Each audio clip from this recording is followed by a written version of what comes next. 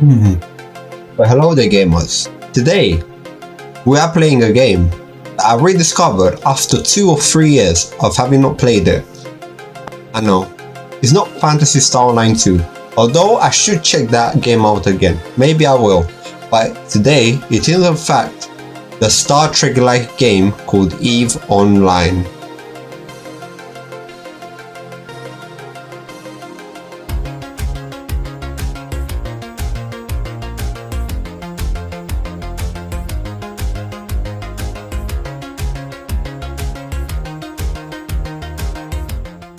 Before you start the game, you're welcomed with a startup screen where you select your class, which isn't really a class. It's where you choose which group of ships you would like to start off with, which comes in the form of an empire. Each empire has its own history behind it, and I ended up choosing Amar, definitely not because they have the coolest gold-coated ships. You then choose your bloodline, which is basically the race you want to be. You then go into a really nice character customization screen, which has some really nice customization options, but you never actually look at your character except when you type something in chat and your icon appears. We started the game off in a small space shuttle, and as we were about to land, the station we're supposed to land on gets attacked. We likely escape with the help of EVO's version of Jarvis. After killing a couple of enemies, we finished the intro tutorial, and from this on forward, well, I kind of stopped keeping track of the story, I'll be honest. Every mission welcomes you with a window of text, giving you a summary of what the NPC wants you to do and what they say. Typical MMO stuff, nothing too fascinating. Of course, you can spend your time reading them, but I would be lying if I said I enjoy reading text in MMOs. Hell, I skipped all the dialogue in Final Fantasy XIV until Heavensward, and only because everyone emphasizes how important the story is. The real meat and bones in this game are the gameplay mechanics and how different it is from every other MMO there is. It's not your typical WASD 3D MMO, it is more of a space simulation game in the form of an MMO. The biggest shock to me when I downloaded this game is the actual gameplay itself, as all your inputs are through clicking, with the preferred option of using keyboard shortcuts to make life easier. But they are not necessary to play the game. You can do everything with just clicking, and it almost feels like I'm learning a new software to use.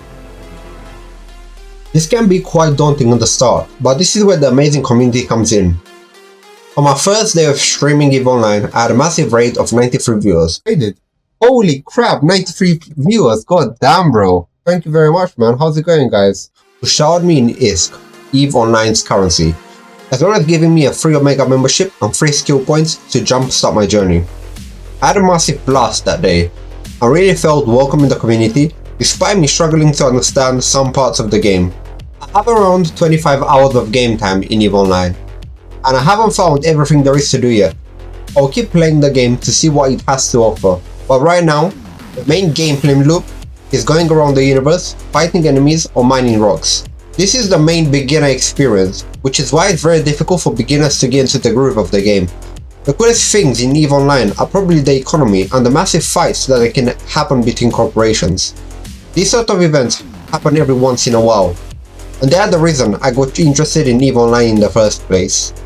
When I started the game, I was told by a chatter that currently there is a massive event with about 4k players taking part. For someone coming from Guild Wars 2, I thought 100 player events were massive, but 4k players is a whole nother level.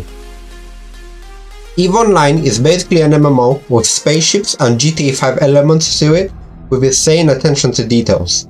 This game's economy is so in depth that there are monthly economic reports you can download and take a look at.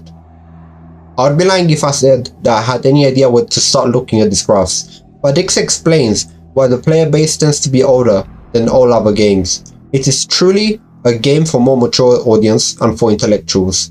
This isn't the sort of game a League of Legends player, aka me, would typically play, but I have to say, I enjoyed my time in this game quite a bit.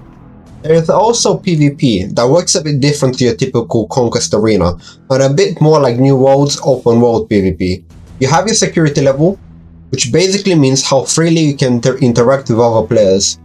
If you use the higher security, you cannot harm another player at all, but if you lower that security, you can then harm them, or kill them, or loot them as you would please. There is no off limits in this game, meaning if a high player level wanted to rob you of your starter ship and your 20k ISK, they are free to do so. Different areas also have a security level, meaning areas with high security will punish you for looting and killing other players.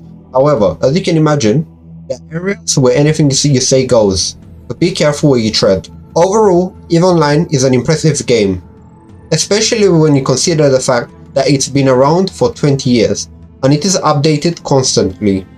The developers really know what they are doing, and created a monster of a game.